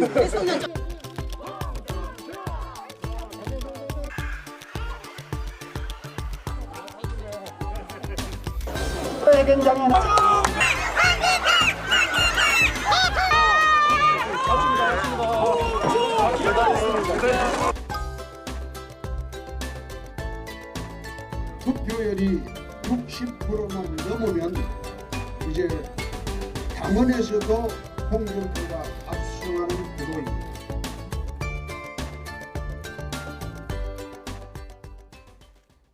네, 국민의힘 대선 경선 일단 양강의 모습 보고 오셨습니다. 윤 전 총장은 충청을 찾았고요. 홍준표 의원은 부산을 찾았습니다. 최종 후보 선출을 앞두고 사흘 앞두고 있는데 두 사람이 각각 이 두 곳 충청과 부산을 찾은 이유는 무엇일까요? 지금요 이미 다른 지역 두루두루 돌고 있습니다. 사실은 예. 그리고 당심은 아마 대부분 좀 확정이 됐다고 봅니다. 나름대로. 예, 그런데 저렇게 이제 다니는 거는 저 당심이 움직이는 것 새를 보면서 민심도 같이 움직이기를 바라는 거죠. 예, 일종의 민심을 겨냥한 이제 새몰이 이 행보라고 저는 봅니다. 그래서 홍준표 같은 거 아까 이제 콜라 선물 받는 모습, 또 윤석열에도 호떡 모습 먹는 모습 이런 모습을 보면서 좀 국민들이 그동안 결정을 아직 못한 그런 사람들 분명히 있거든요. 내일과 모레 국민 여론조사를 하니까 그렇습니다. 그런 게 어떤 분이 전화를 받으실지 모르니까요. 예, 그렇습니다. 그런 게 이런 작은 화면 하나하나가 상당히 영향을 미칠 수가 있거든요. 예, 그런 점에서 부지런히 다니는 것 같습니다. 네.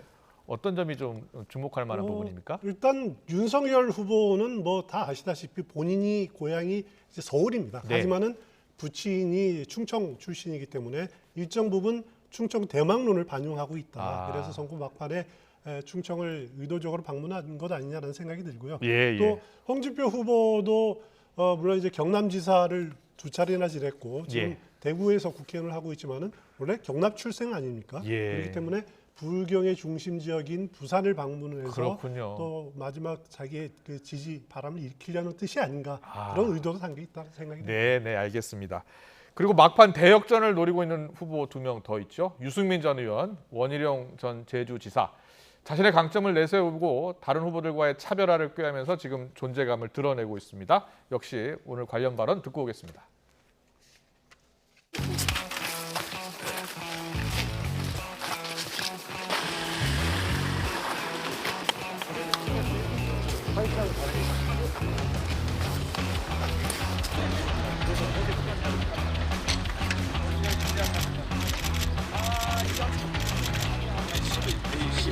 지금 이재명 후보가 음식점 청량제니 주 4일제니 다른 이슈들을 아무 말이나 집어던지게 하면서 국민들의 시선을 다른 곳으로 돌리려는 또 다른 마술 사기 수법을 쓰고 있습니다.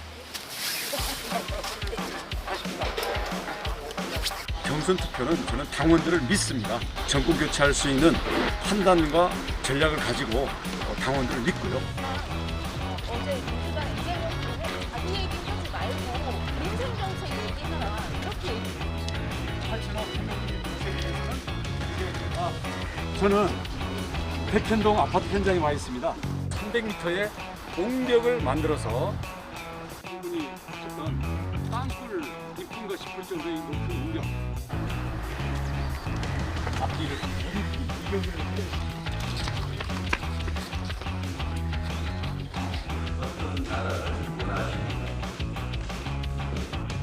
다음 주 여러분의 선택이 결국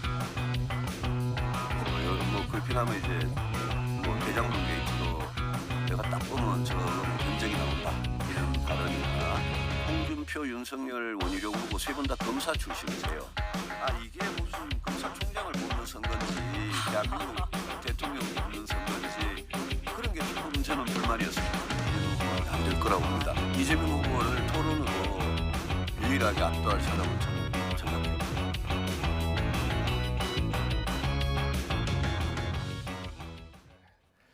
네, 이렇게 국민의힘 주자들 4명의 후보 가운데 일단 한 명만 이제 국민의힘 후보가 될 수 있습니다. 이런 가운데 안철수 대표가 어제 대선 출마 선언을 했죠. 그래서 내년 대선에 과연 어떤 영향을 미칠까? 큰 영향을 미칠 것이다. 큰 변수가 될 것이다. 전망이 엇갈리고 있는데 원장님께서는 어떻게 보세요? 저는 상당히 중요한 변수가 될 거라고 봅니다. 중요한 변수가 될 것이다. 왜냐하면 야당 후보 누가 되든 간에 여야가 아주 세게 초박빙으로 격돌할 가능성이 높은데 그 초박빙에 판가름하는 것이 중도층일 겁니다. 그런데 중도층의 원조 정치인이 바로 어떻게 보면 안철수 아니겠습니까? 거기다 지금 5%라든지 남짓에서 지지도가 별로 나오지는 않는데 지난번 대선 때 아시다시피 21.3% 어마어마한 득표를 그랬습니다. 그래서 안철수는 5% 그러니까 바닥을 쳤기 때문에 앞으로 지지도 올라갈 가능성이 있다. 그렇군요. 그래서 지금 나오는 게 뭐 공동정부라든지 뭐 세력 연대 단일화 이런 얘기가 나오는데 막판에 여야 후보가 초박빙 겨룰 때 중도층을 안고 중도표를 안고 어느 한쪽으로 하면 대세에 결정적인 영향을 미칠 수가 있죠. 그럼 바로 대통령 선거 3월 9일 날 이후에 3개월 후에는 지방선거 때 6월 1일 날 다시 한번 역할을 할 수 있죠. 본인이 직접 서울시장으로 나갈 수도 있고 여러 가지 카드가 생길 수 있는 거죠. 안 대표에게 중도 사퇴 여부를 묻는 질문에 내가 대통령이 될 것이다.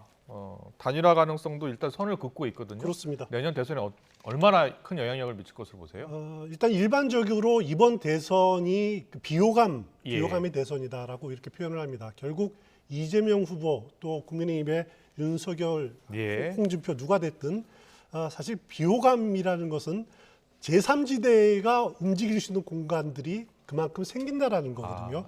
두 거대 정당의 후보에 실망하는 사람들이 선택할 그 표가 결국 제3지대를 선언하는데 그 자리를 안철수 대표가 그동안 차지해 왔었고 또 마땅히 대체할 사람도 별로 이렇게 보이지는 않습니다. 하지만 안철수 대표도 물론 한계는 있습니다. 지난 10년 동안 정치하면서 과연 보여준 게 뭐였느냐.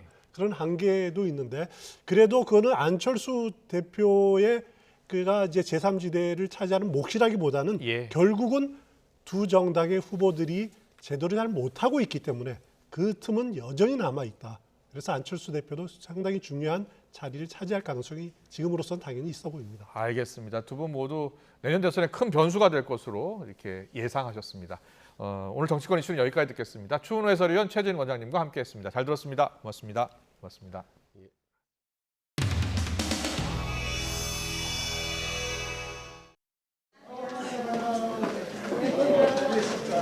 부담스러운 얼굴들이 이렇게.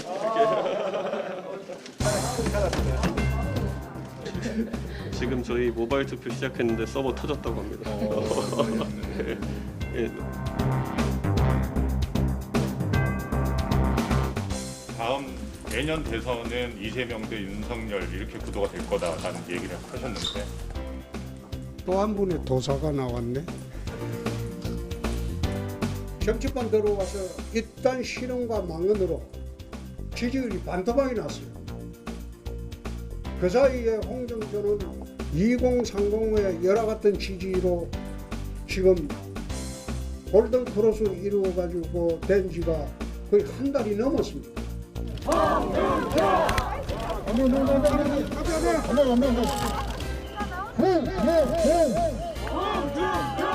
제가 대통령이 되면 즉시 두 전직 대통령을 사면하겠다는 말씀을 다시 한번 드립니다.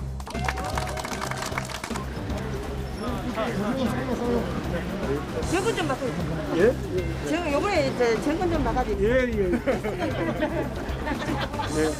잘 부탁드립니다. 예, 꼭 정권 교체하겠습니다. 잘 부탁드립니다. 예, 홍민입니다. 반갑습니다. 홍준표 후보나 이제 윤석열 후보나 굉장히 이제 공방이 치열한데 이런 부분 어떻게 보고 계신가요? 저는 윤 후보하고 홍 후보 두 분이 싸우는 거 보면 진짜 도끼인 객끼이다 그런 생각이 들어요. 서로 막말을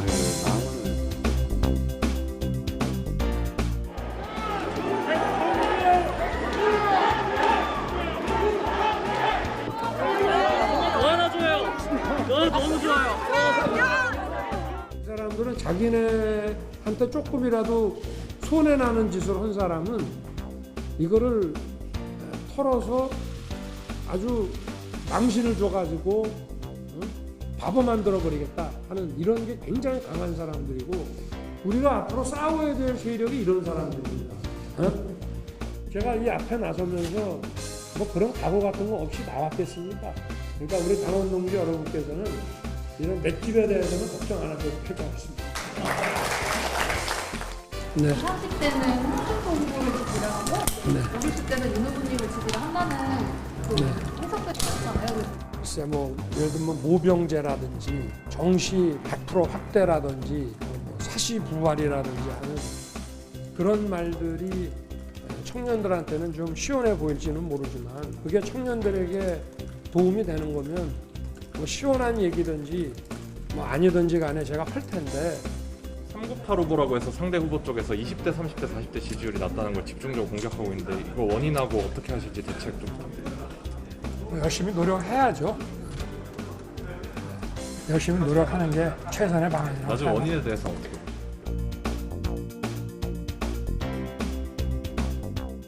다른 질문도 없으십니까? 다른 질문 받겠습니다.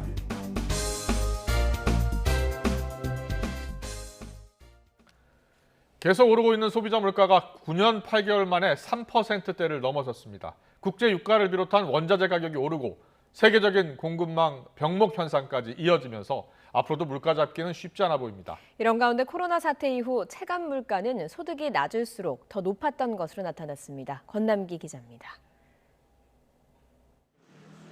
저녁 먹거리 준비에 장을 보는 손길이 분주한 평일 낮의 남대문 시장. 손에 든 물건은 각자 달라도 물가 얘기에 나오는 반응은 한결같습니다. 콩나물도 1,000원어치도 많이 팔았는데 절대 1,000원짜리는 없어요. 근데 다 2,000원이고 물가가 한 2배 정도 뜬 것 같은 그런 느낌을 받아요. 남편 월급은 오르진 않는데. 고기나 이렇게 비싼 거를 먹을 때는 2번 먹을 것도 한 번을 줄이기도 하고 야채 위주로 많이 식단을 짜기도 하고 그렇게 좀 생각을 하면서 먹게 되네요. 소비자 물가가 심상치 않습니다. 하반기로 갈수록 점차 안정될 거라던 애초 정부 전망과 달리 1.8%로 제시를 했습니다마는 물가 상승률이 통제되고 관리될 수 있도록 정부로서는 총력을. 물가는 계속 오르기만 했고 결국 정부도 올해 예측치를 2%를 넘는 거로 올려잡았습니다. 문제는 앞으로도 물가를 끌어올릴 수 있는 요인들이 많다는 겁니다. 국제 유가는 배럴당 80달러를 웃돌고 있고 세계적인 원자재 가격 급등에 따른 기업 부담은 고스란히 물건값 상승으로 이어집니다. 워낙 공급치 요인이 강해가지고 저희들이 그 금리 대응이 물가에 영향을 줍니다만 당장 가시적인 어떤 여기에 시중에 풀린 돈이 3,500조 원에 육박하는 등 사상 최대인 상태에서 일상 회복에 따른 경기 회복 기대감에 더해 그동안 미뤘던 소비까지 늘면 물가는 더 오를 가능성이 큽니다. 더 큰 문제는 소득이 낮을수록 이런 물가 상승세가 더욱 무겁게 느껴진다는 데 있습니다. 코로나 사태 이후 저소득층의 지출 비중이 큰 식료품 등의 가격이 더 많이 오르면서 저소득층의 체감 물가가 고소득층보다 높다는 분석이 나옵니다. 물가 상승 압력이 누적되는 한은 그 필수재에 대한 소비 비중이 높은 저소득층이 체감하는 물가 불안 정도가 다른 계층에 비해서 정부 정책으로도 금리 인상으로도 잡기 어려운 공급발 상승 압력과 함께 일상 회복으로 인한 수요 증가 역시 물가를 자극할 거란 전망이 나오며 이래저래 물가 안정은 어려운 과제가 됐습니다. YTN 권난기입니다. 김장철을 앞두고 중국산 고춧가루를 국산과 섞어서 국산 100%로 표기해 유명 온라인 쇼핑몰을 통해 판매한 업자가 구속됐습니다. 9달 남짓한 기간에 무려 30톤을 팔아서 수억 원을 챙겼습니다. 이윤재 기자입니다. 경북 청송에 있는 고춧가루 가공업체. 창고 안엔 고추가 들어있는 자루가 가득합니다. 겉에는 중국산이라는 표시가 선명합니다. 값싼 중국산 냉동고추를 들여와 국산과 섞은 뒤 국산 100%라고 속여 판 업자 64살 A씨가 구속됐습니다. 이 업체는 일부러 고추 주산지인 청송에 공장을 두고 재배농가와 직접 계약해 생산했다고 표기해 소비자를 속였습니다.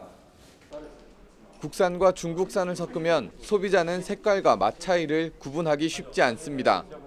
이런 점을 노려 유명 인터넷 쇼핑몰에서 시세보다 10에서 20% 정도 싼 값으로 9달 동안 30톤이나 팔아 4억 8천만 원을 챙겼습니다. 평소 먹던 고춧가루보다 색상이 아주 곱거나 선홍빛이 많이 돌면서 곱거나 그런 경우에는 그리고 이제 가격이 뭐 시중에 유통되는 가격보다 조금 낮다든지 이런 경우에는 의심해 볼 필요가 있습니다. 농산물 품질관리원은 김장철을 앞두고 전통시장에서 국산 고추를 진열한 뒤 가루를 만드는 사이 수입 고추를 교묘하게 섞어 파는 일도 벌어지고 있다며 주의를 당부했습니다. YTN 이윤재입니다. 시민단체와 소상공인들이 지난달 KT의 인터넷 서비스 장애로 인한 피해 배상과 재발 방지 대책 마련을 촉구했습니다. 이들은 이번 KT 사태 역시 전국적으로 소비자 피해가 광범위하게 발생한 만큼 철저하게 배상과 보상을 해야 한다고 강조했습니다. 특히 자영업자 단체는 KT 불통 사태로 인해 사고 시간대의 매출이 평소의 절반 이하로 떨어졌다며 KT 개인 사업자에 대한 보상액 확대와 피해 신고 접수, 추가 보상안 마련 등을 요구했습니다. 코스트코 한국 노동자들이 부실한 식사를 하고 소지품 검사를 당하는 등 부당한 노동 행위에 시달리고 있다며 사측의 단체 협약 체결을 촉구했습니다. 이들은 퇴근할 때마다 도난 우려를 이유로 소지품 검사를 당하는 데다 코로나19로 직원 식당을 폐쇄한 뒤 인스턴트 식품 자판기를 설치해서 2년 가까이 제대로 된 식사를 하지 못하고 있다고 주장했습니다. 또 병가로 주어지는 오일에서 하루라도 더 쉬면 다음의 병가가 모두 사라지고 연차 사용에도 제약이 있다고 비판했습니다. 여자친구와 헤어진 뒤에 차량과 자전거 등의 위치 추적 장치를 부착하고 스토킹한 남성이 검찰 수사를 받게 됐습니다. A씨는 지난 7월부터 지난달까지 4개월 동안 헤어진 B씨의 차량과 자전거 등의 위치 추적 장치를 붙인 뒤에 스토킹한 혐의를 받고 있습니다. 또 지난 7월엔 B씨가 있는 카페로 직접 찾아가 차량으로 들이받겠다며 위협한 혐의도 받고 있습니다. 친구 의붓아버지에게 성범죄 피해를 본 후 극단적인 선택을 한 여중생의 유족이 시민들의 제보를 요청했습니다. 피해 여중생 A양 유족 측은 오늘 오전 충북 NGO 센터에서 기자회견을 열고 수사에서 드러나지 않았지만 이 사건의 진실을 알고 있는 증인과 증거들은 존재할 것이라며 공개 제보를 요청했습니다. 유족 측은 해당 사건과 관련해 사소한 것이라도 이 사건을 해결할 중요한 실마리가 될 수 있다고 밝혔습니다. 어젯밤 11시쯤 경기도 평택시 신리에서 승용차가 마주오던 견인차와 충돌했습니다. 이 사고로 승용차에 타고 있던 20대 주한미군 병사 가족 3명이 숨지고 견인 차량 운전자가 다쳤습니다. 또 사고 충격으로 차량 2대가 모두 불에 탔습니다. 오늘 오전 10시 10분쯤 수도권 제1순환 고속도로 일산 방향 청계터널 인근에서 스테인리스를 운반하던 화물 차량에 불이 났습니다. 화재 발생 직후 화물기사 60대 A씨는 곧바로 차에서 빠져나와 인명피해는 없었고 불은 20분 만에 꺼졌습니다.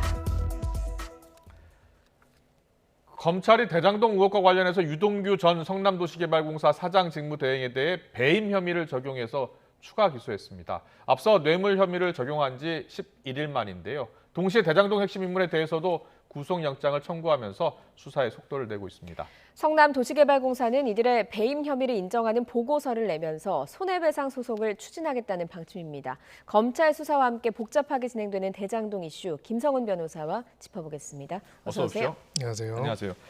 자, 대장동 이슈가 지금 대장동 수사를 시작한 지 한 달 넘게 진행되지 않았습니까? 근데 그동안 유동규 전 본부장만 구속됐잖아요. 기소가 됐습니다. 그런데 검찰이 어제 유동규 전 본부장에 대해서 배임 혐의를 적용해서 추가 기소했다고 하거든요. 자, 어떤 내용입니까? 네, 가장 핵심적인 거는 결과적으로 민관 합동이라는 이 개발 사업에 있어가지고 민간과 관인 성남도시개발공사의 협약 내용 중에서 성남도시개발공사에게 의도적으로 손해를 입히고 민간업체한테 의도적으로 이익을 주는 구조로서 설계함으로써 성남도시개발공사에 손해를 입혔다. 성남도시개발공사의 본부장으로서 성남도시개발공사의 이익을 위해서 해야 하는 사람이 그 임무에 위배돼서 제3자인 민간업자들한테 이익을 줬다. 이게 배임이거든요. 이렇게 인정이 된 거고요. 또 영장에서는 그러면 이 이익을 제공받은 민간업자들의 대표격인 김남배 씨 그리고 이제 남욱 변호사 그리고 관련돼서 두 사람 사이에 가교 역할을 한 것으로 지금 여러 가지 정황상 나타나고 있는 정민용 변호사들을 배임죄의 공통정범으로 봤습니다.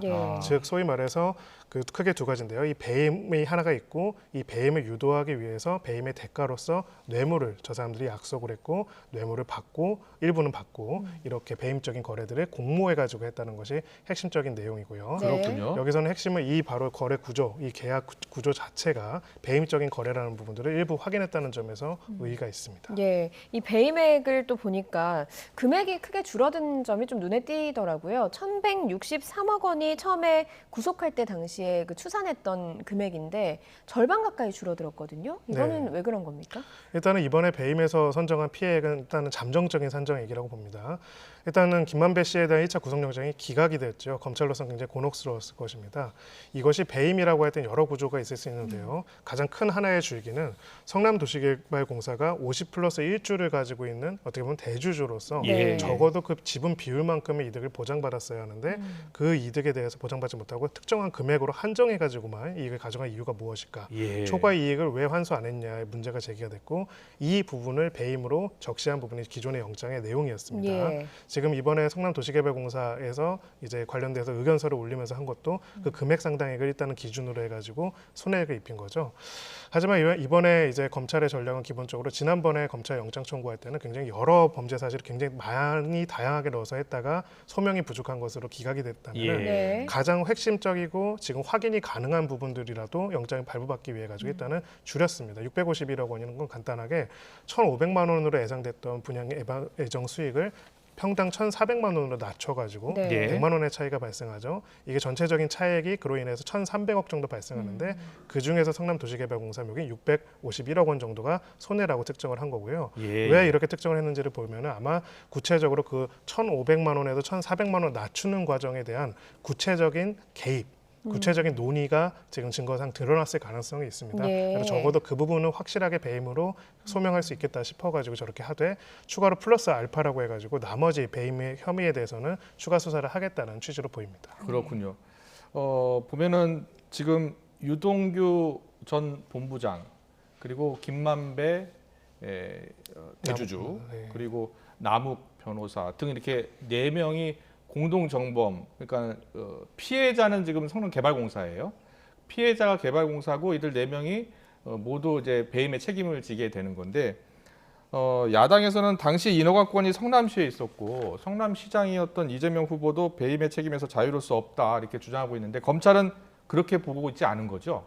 일단은 지금 이 부분에 대해서는 유보적이다라고 보는 것이 맞을 것 같습니다. 예. 정확하게 이제 이러한 배임적인 구조 자체가 유동규 개인만의 범죄인지 아니면 더 나아가서 여러 가지로 다른 결재권자도 관여가 있는지에 대해서는 적어도 이번 영장 청구에서는 드러나지 않은 부분이 있고요.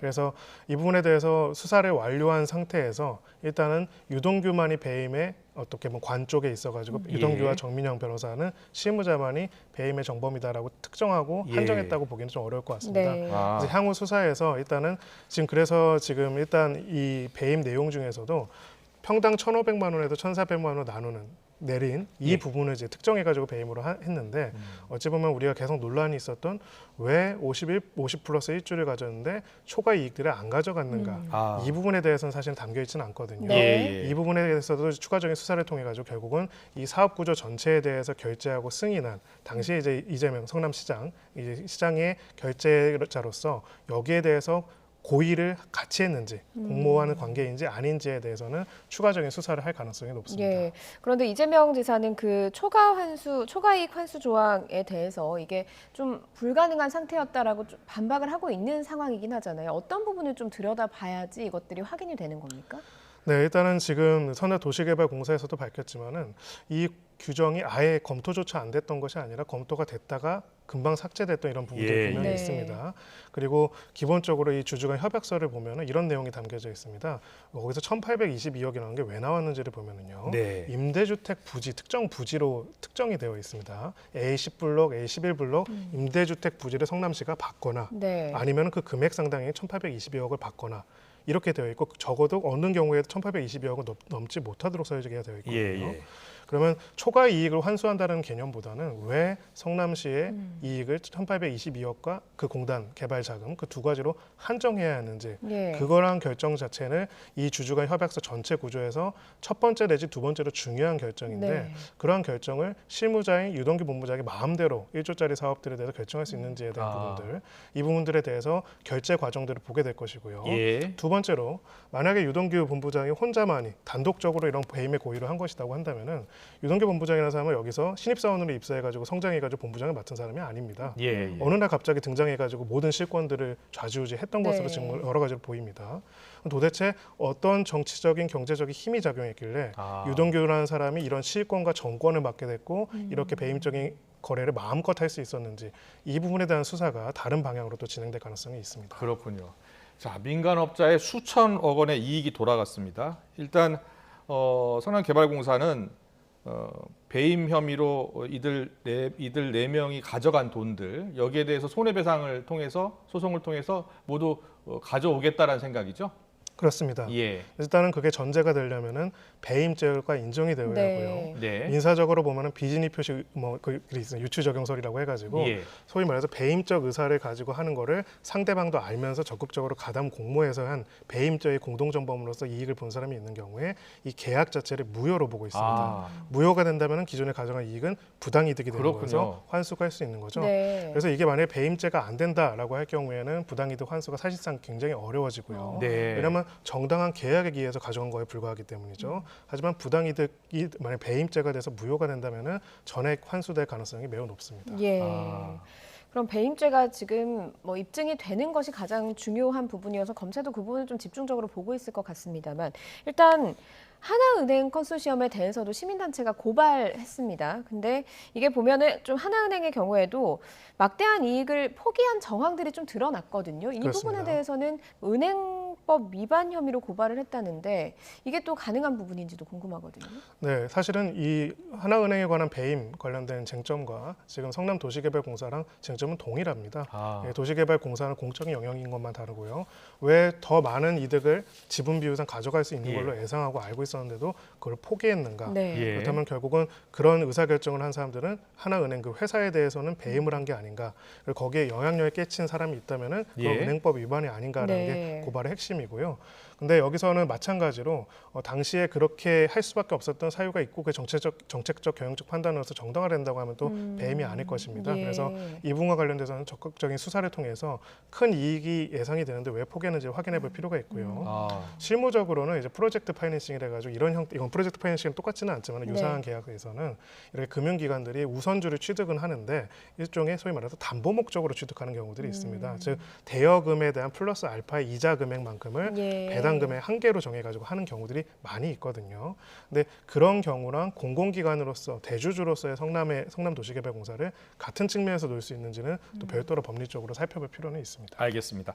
검찰이 이번에 영장을 청구한 사람은 김만배 화천대유 대주주 이제 영장을 재청구하는 것이고요. 또 남욱 변호사 그리고 정영학 회계사에 대해서는 영장을 청구하지 않았거든요. 어떤 이유 때문입니까? 소위 말하는 구속의 필요성 부분에서 결여됐다고 생각한 부분이 있는 것 같습니다. 즉 정영학 회계사는 본인이 제출한 자료에 따르더라도 이 사건의 가장 핵심적인 공동정범 중에 한 명입니다. 자기가 이야기를 한 내용들을 봐도요.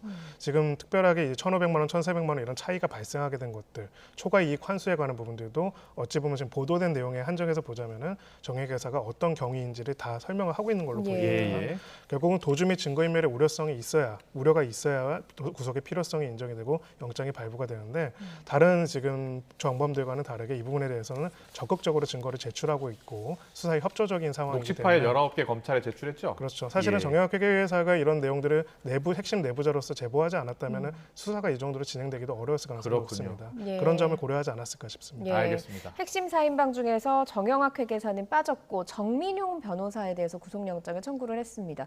정민용 변호사의 경우에는 2014년에 그 성남도시개발공사에 신규 채용돼가지고 상당한 역할을 한 것으로 알려져 있는데 여기에 대해서도 검찰이 이 배임과 뭐 연결고리로서 핵심적인 역할을 했다 이렇게 봤다고 볼 수 있겠습니까? 네, 그렇습니다. 민관 합동이라고 했지만은 사실상 민관 합동이 아니라 민간 업자들이 관의 이름을 빌려가지고 한 것이 아닌가가 의혹의 핵심이었고요.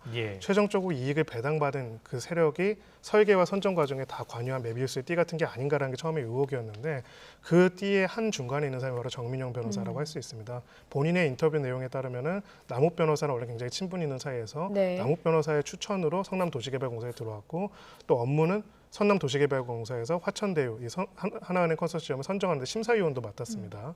즉 심사를 받을 사람이 대상자들이 자신의 심사할 사람들이 여기로 어찌 보면 사실상 파견한 것처럼 된 것이죠. 그래서 결국은 이것이 이 민간의 이익을 과도하게 주는 구조로서 설계될 수 있도록 어찌 보면은 그 순간순간마다의 로비 수준이 아니라 아예 처음부터 치밀하게 계획이 되고 해당되는 것들이 진행될 때 그 인사를 담당할 사람까지도 미리 선정해가지고 어떻게 보면 침투시켰다라고 보는 것이 지금의 영장 청구가 하고 있는 범죄 사실의 핵심적인 내용이고요.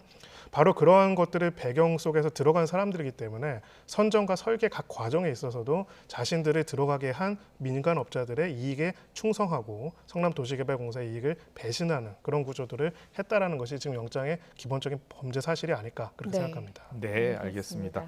대장동 개발 특혜 의혹 지금 수사가 계속 진행 중인데 어떻게 보세요? 지금 그 실체를 우리가 좀 알고 싶은 거잖아요. 그렇습니다. 실체가 어느 정도 지금 드러나고 있다고 보십니까? 일단은 가장 첫 번째 관문은 열렸다라고 생각을 합니다. 특히나 이제 이 선정 과정들이 단순하게 땅값이 올라서 이렇게 된 것인지 아니면 선정 과정과 설계 자체가 특정 민간업체들의 이익에 종속됐는지가 사실 첫 번째 핵심이었는데 그 부분에 있어서는 적어도 인적인 경제적인 연결고리가 굉장히 많이 밝혀졌다고 생각하고요. 하지만 여기서 끝이 아니겠죠. 이런 과정들이 어떻게 소위 말해서 성남시 차원에서 인정이 됐는지를 확인하는 게 필요할 거고요. 그렇죠. 특히나 이 과정에서 여러 가지 수사에 있어가지고 수많은 로비들이 있을 겁니다. 그런 여야를 가리지 않고 있는 부분들에 대해서는 어떻게 또 진행되는지 추가적으로 확인해 볼 필요가 있습니다. 네, 이제 문이 열렸고 밝힐 게 아주 많다 이렇게 분석을 해주셨습니다. 여기까지 듣겠습니다. 김성훈 변호사와 함께했습니다. 잘 들었습니다. 고맙습니다. 감사합니다.